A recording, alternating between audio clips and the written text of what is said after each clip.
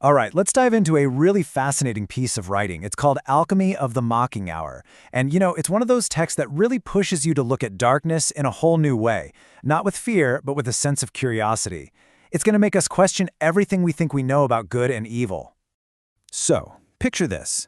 Our story kicks off in the middle of the night, right during what people call the devil's hour. And, traditionally, that's a time that's just soaked in fear and superstition. But in the world of this text, something else is happening in those shadows. Because here's the twist. In this story, that hour isn't about fear at all. It's about liberation. It's a playground for anyone who's brave enough to look for their own kind of truth, even an unholy one. So that really sets up our big question. Why is this time of supposed evil and darkness actually framed as a moment of freedom? That's exactly what we're going to unpack. Now we see this whole world through the eyes of this really compelling character called the Prince of Lives. And he's looking down at this quiet little village, a place that's anchored in its comforting faith. But where everyone else sees peace and quiet, he just sees stagnation. He sees this incredible potential for a wilder, more vibrant kind of spiritual growth, one that actually embraces all the things the village is terrified of. In this quote, wow, it just nails the central conflict. The established order, the cathedral, isn't seen as a source of moral good. It's a cage. It's just a structure that's waiting, just waiting, for a spark of creative defiance, a bold transgression to come along and shatter it. So here, you can see the two visions laid out side by side. It's so clear, right? On one side, you have the anchored village, rigid laws, stagnant ponds, a faith that's maybe a little too comfortable. And on the other side, this vision of wilder growth. It's a rushing river of defiance. It's about taking those dark, exhilarating paths. It's the path of the free spirit, not the sheep following the shepherd.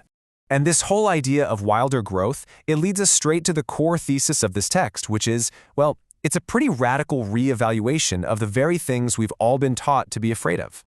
Okay, so this is the big idea right here. The story is arguing that what we call evil isn't just some random destructive force. No, it's presented as an essential architect of human progress.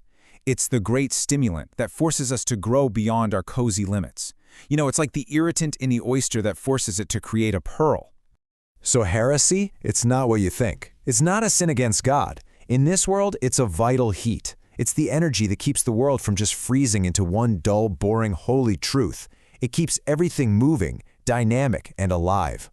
And it's the same deal for the figure of the witch. She gets a total makeover. She's not some evil person casting spells. She's actually a symbol of pure intellectual courage. She's the precursor to the philosopher. She's the one who's willing to risk everything, even being burned at the stake, just to taste a piece of forbidden knowledge. Okay, so you might be thinking this is all very high-level philosophical stuff, but the text does something brilliant. It brings all these grand ideas down to a really personal level. It explores a kind of alchemy that can happen inside your own mind. Because the real witchcraft, according to this philosophy, has nothing to do with casting spells on other people. It's all internal. It's the power to take the raw, messy, and often painful stuff of your own life and forge it into a source of real, personal power.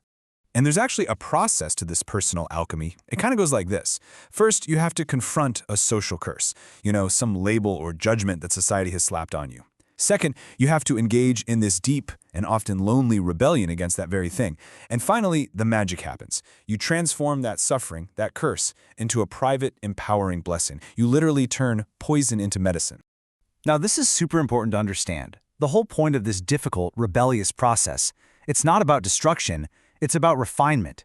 That fire of questioning yourself and overcoming your limits, it's meant to burn away all the junk and forge a stronger, more authentic, more independent person. So what happens when you actually follow this path of self-overcoming? Well, you end up with a totally new worldview, a whole new morality that kind of rises up from the abyss where the old one used to be. And the text actually gives it a name. It's called the gay science. And we should be clear. Gay here is being used in its older sense, meaning joyful or lighthearted. It's about that joyful feeling you get when you stare into the abyss, the void left behind by the old dead gods. And instead of terror, what you feel is this profound sense of freedom and incredible potential. I mean, just look at the difference here. It's a fundamental shift. The old morality was all about a sacred no coming down from the heavens, a whole list of things you can't do. This new morality is a sacred yes, to the earth, to life, to experience. It's the difference between being a sheep led by a shepherd and choosing to live dangerously on your own terms. So what does this new age actually look like? Well, it boils down to a few core beliefs. The devil is no longer the enemy, he's the teacher of the question mark, the one who encourages you to question everything. There's this acceptance of what's called the innocent cruelty of a life that's truly free from rules. The ancient foe becomes a new friend on your journey. And above all else, it's a celebration of the ascent of the individual. Okay, so we're reaching the end of the story. The prince's work, for now, is done. The sun is coming up, and with it, a new and fundamentally different era is about to begin. The prince himself kind of dissolves back into the normal everyday world, so the devil's hour is officially over. But the seeds that he planted, that heresy of self-love, that witchcraft of self-creation, they've taken root. They're deep in the soil of the town now. His influence is still there, this subtle, powerful driving force. Oh, I just love this final image. The cathedral's beautiful rose window is shattered, but it's not a ruin. It's not a tragedy. It's a kaleidoscope. By breaking that one single rigid vision of the world, what's been created is an infinite number of new, beautiful, and totally unmapped possibilities for people to go out and explore. So what's the end result of all this? Well, it's a trade-off. The comfort, the safety of the old way of doing things, that's gone. The world is definitely a little more dangerous now, a bit more chaotic. But in exchange for that safety, it is infinitely more alive, more vibrant, and just pulsing with potential. And that leaves us with the big, lingering question that the text wants you to chew on. More dangerous, but infinitely more alive. Is that a worthy trade? It's a tough one, and that, right there, is the alchemy of the mocking hour.